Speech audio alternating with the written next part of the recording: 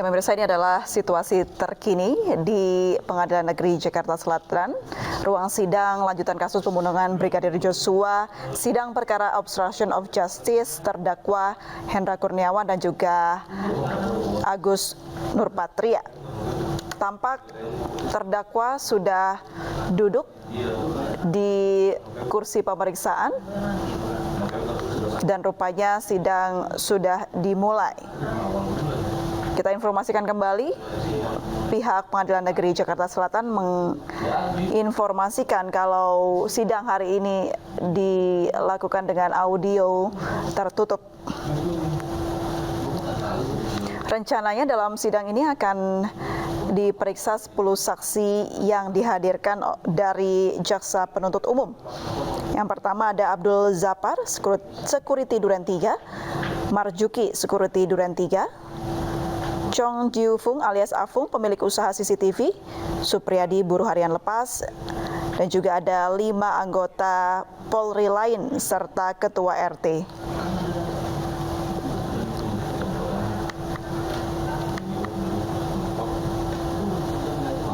Baik, tampak majelis hakim sudah masuk ruangan persidangan.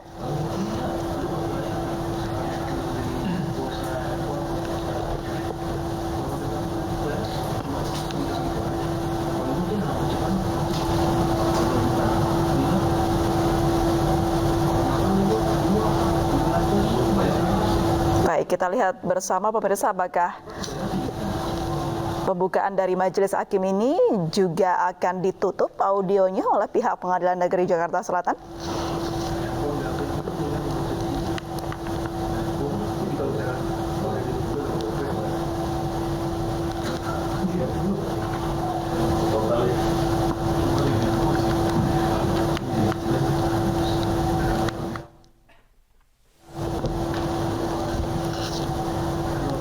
Baik, sepertinya audionya ditutup pemirsa. Kita akan langsung saja meminta tanggapan dari narasumber yang masih terhubung bersama kita. Ada Pak Alphonse dan juga Pak Sugeng. Saya ke Pak Alphonse terlebih dahulu. Pak Alphonse, ternyata memang ditutup bahkan untuk pembukaan dari hakimnya. Seperti apa, Pak? Kita perlu terawangan-terawangan kalau itu. Karena apa sih keterangan yang sebenarnya saksi-saksi seorang Brigjen ataupun seorang Kombes ini berikan di depan persidangan yang akan ditanyakan, karena pertanyaan-pertanyaan itu untuk membuat hakim bisa sampai pada satu titik bahwa memang sebuah kejadian pembunuhan itu direncanakan atau tidak, dan bagaimana sebenarnya anatomi kejadian-kejadian tersebut. Karena hal tersebut orang-orang itu mengetahui, karena waktu sebelum mereka merusak alat-alat bukti atau menghilangkan dan sebagainya itu kan memang ada rekaman. Nah, yang seperti tadi kata Pak Sugeng bahwa ternyata rekaman aslinya itu ada yang membackup, dan backup tersebut bisa dilihat, di rollback, dilihat kembali oleh majelis hakim maupun jaksa nantinya untuk membuktikan. Nah, dengan demikian mungkin saja ada hal-hal yang selama ini terselubung atau dikemas dan sembunyikan, tidak ingin hakim melihat bahwa masyarakat jangan sampai tahu terlalu banyak. Mungkin saja begitu, karena semua orang bisa berpendapat apa saja dengan keadaan serupa ini kan. Pak Alphonse, rupanya ini sudah terdengar audio dari hakim, kita simak bersama-sama. Baik.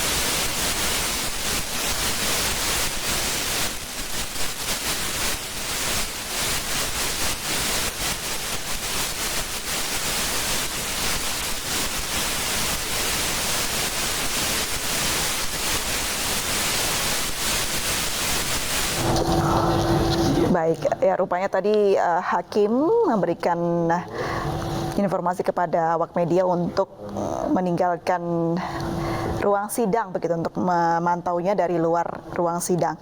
Kalau alasan dari pihak Pengadilan Negeri Jakarta Selatan menutup audio ini untuk melindungi saksi-saksi yang ada, apakah perlu untuk menutup terdakwa yang sudah menjadi tersangka ini, yaitu Hendra Kurniawan dan juga Agus Nurpatria, Pak Sugeng? Ini kan sidang terbuka untuk umum ya. Sidang terbuka untuk umum bisa diterjemahkan bahwa penonton sidang publik bisa masuk ya. Bisa masuk termasuk wartawan ya, termasuk wartawan bisa di dalam, tetapi dengan tertib ya. Mungkin tidak boleh mengambil gambar ya, tetapi dia boleh merekam secara diam-diam, merekam suara ya, tapi mungkin tidak merekam gambar ya, dan dia bisa mencatat di dalam ruangan. Itu yang pertama. Kalau kemudian biasanya ruangan sidang ini sudah penuh, entah oleh siapa, dipenuhi oleh siapa, bisa jadi dalam persidangan dari awal tuh ruang sidang sudah dikuasai oleh pihak-pihak tertentu ya, sehingga wartawan tidak kebagian. Maka untuk membuat transparannya persidangan ini, karena prinsipnya terbuka untuk umum, suara audio yang di luar pakai kamera ya, mungkin ya, kan itu sudah ada nih kamera ya dibuka kameranya ya, tidak ada yang perlu dilindungi, ditutup-tutupi dari kasus ini, kecuali tadi pemeriksaan terkait saksi yang berkaitan dengan kesusilaan, misalnya Nyonya PC diperiksa, itu tertutup ya, tapi setelah Nyonya PC ya terbuka lagi seperti itu. Nah, ini adalah berada pada kewenangan majelis hakim. Jadi sesuai SOP dan aturannya tidak ada yang menyebutkan kalau harus ditutup begitu ya Pak ya, audionya untuk melindungi saksi bahkan? Terbuka, prinsipnya terbuka untuk umum. Kalau terbuka apa maknanya? Ya boleh didengar dan boleh dilihat. Baik. Saya kembali ke Pak Alphonse terkait hal-hal yang mengganjal ini. Kemana harus kita sebagai masyarakat atau mungkin yang sebagai mengamati ini bisa membenahi ini, Pak Alphonse? Mungkin ke depan perlu ada aturan pelaksanaan daripada keterbukaan informasi publik ini apa saja sih? Karena kalau kita lihat seperti di negara-negara lain, misalnya O.J. Simpson ya, sidang di Amerika dan sebagainya, itu kan cuma sketsa, karena itu diatur secara detail dan rinci. Bagaimana cara-cara orang meliput dan sebagai sebuah perkara dan sebagainya, itu ditata. Indonesia ini karena mulai asas transparansi itu dikedepankan, kemudian demokratisasi dikedepankan, terus banyak hal yang dalam area kelabu tidak diatur secara rinci, terus ini suka-suka aja sidang terbuka untuk umum boleh dari luar dengar saja tapi tidak dikedepankan secara detail gitu kan. Baik, Pak Alphonse dan juga Pak Sugeng, ini rupanya kami mendapat informasi kalau persidangan dilakukan dengan audio terbuka. Kita simak dulu.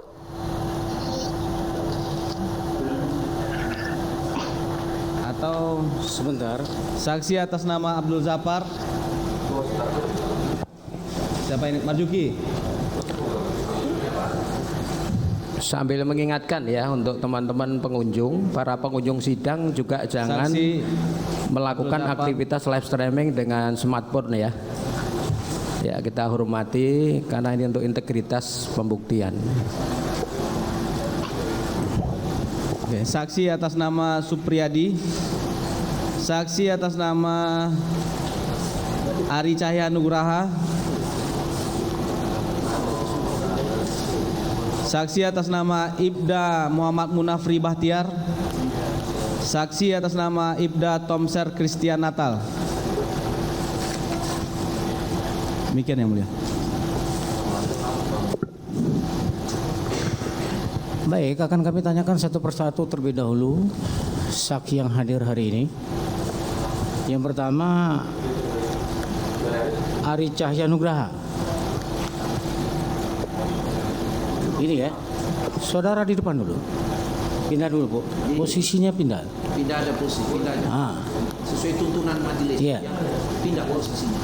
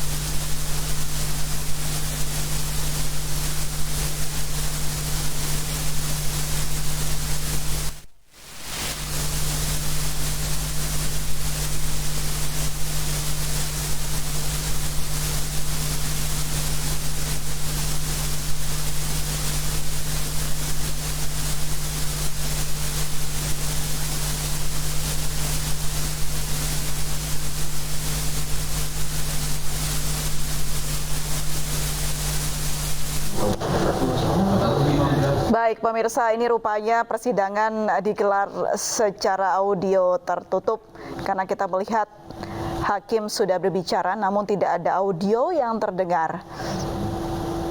Di ruang persidangan tampak ada 7 orang saksi yang hadir, namun ini di luar dari rencana yang mana harusnya menghadirkan 10 saksi dari saksi jaksa penuntut umum.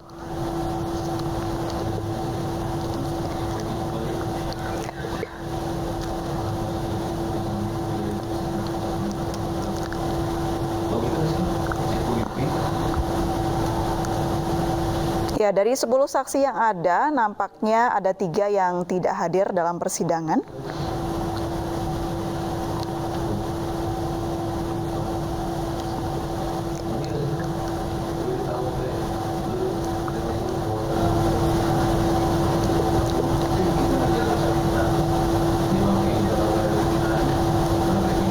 Dan informasi yang kami dapat karena untuk melindungi saksi, maka persidangan hari ini dilakukan secara tertutup. Adapun saksi-saksi yang tidak hadir dalam persidangan hari ini atau batal hadir, yakni Ketua RT dari Kompleks Polri Rumah Verdi Sambo, yang kedua ada pengusaha pemilik CCTV,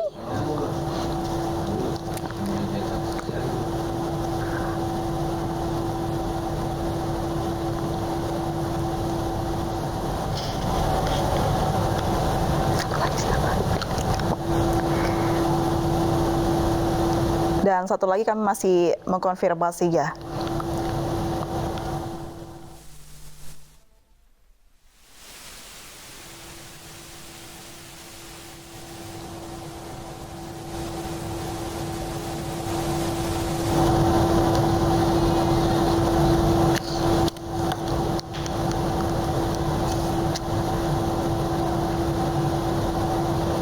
Baik pemirsa, kita akan lanjutkan dengan narasumber yang masih terhubung. Ada Pak Alphonse dan juga Pak Sugeng, masih bersama kami ya Pak? Ya, masih.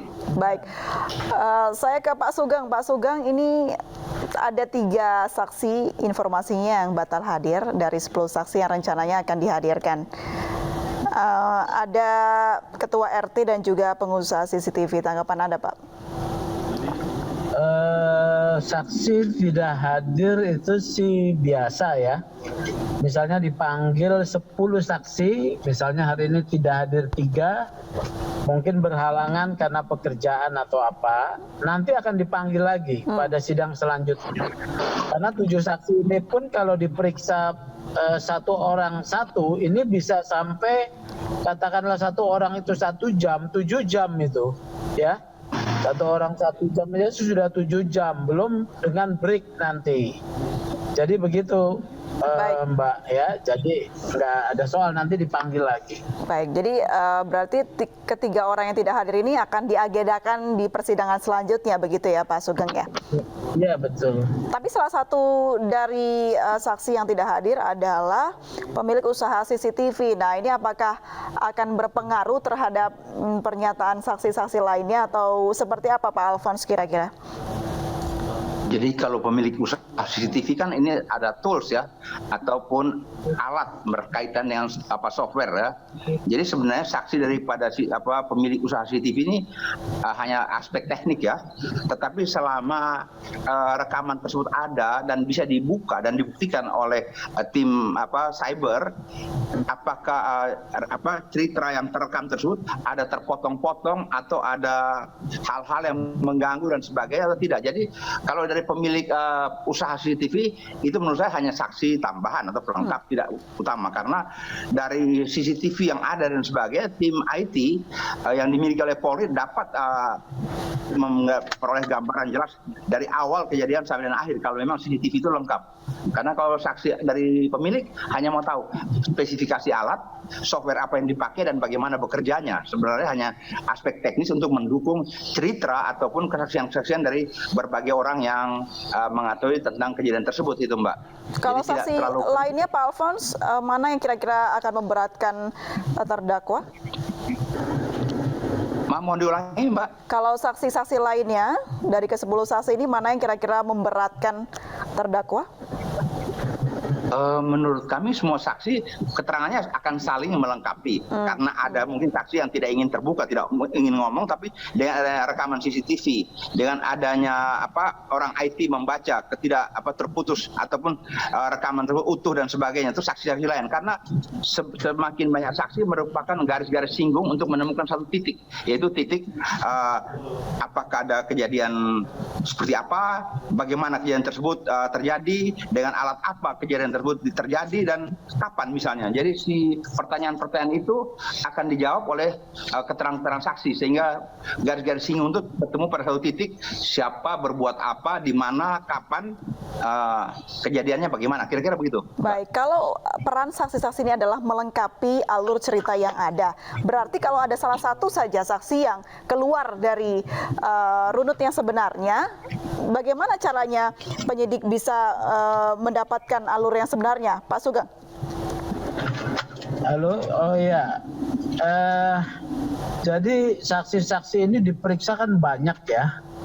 Terkait misalnya saksi pengusaha yang menjual CCTV, keterangannya itu nanti akan diminta pada persidangan selanjutnya untuk mengkaitkan ya bahwa jenis CCTV yang dipasang atau dibeli katakan oleh Dinas Polri atau oleh Pak FS ya di rumahnya itu betul adalah CCTV yang sama dengan yang dibeli dari pengusaha tersebut. Nomornya ya, modelnya, kemudian diperiksa dan ada benar di tempat tersebut. Itu saja korelasinya. Baik. Kalau kemudian banyaknya saksi, tadi seperti dijelaskan Pak Alphonse, satu perkara itu kan bagaikan satu anatomi tubuh ya. Nah, anatomi tubuh itu harus lengkap ya untuk menjelaskan tangan, kemudian kepala, kaki ya, kemudian struktur bagian dalam tubuh dan semuanya itu dirangkai itu. Nanti akan menjadi gambaran ya, satu gambaran puzzle lengkap tentang tubuh manusia kalau mau kita rangkaikan utuh. Baik. Selalu dalam satu tindak pidana yang akan dirangkaikan bahwa tindakan perusakan terhadap CCTV ya, termasuk di dalamnya datanya itu telah terjadi. Nah, ini siapa saja yang bisa mendukung keterangan ke arah sana, itu yang akan diperiksa semua pihak. Oke. Baik Pak Sugeng. Pak Alphonse, terima kasih banyak sudah bergabung dan berbincang bersama kami. Pak Alphonse Sulomau, pengamat kepolisian. Selamat pagi Pak Alphonse. Selamat pagi. Baik Pak Sugeng, mohon maaf masih bergabung bersama kami. Iya, saya mau jalan lagi. Pak Sugeng, kita masih tetap bersama kami Pak? Masih. Oh, baik. Terima kasih Bapak-Bapak. Selamat pagi, salam sehat selalu. Pemirsa, kami akan kembali usai jeda berikut, tetaplah bersama kami di Breaking News.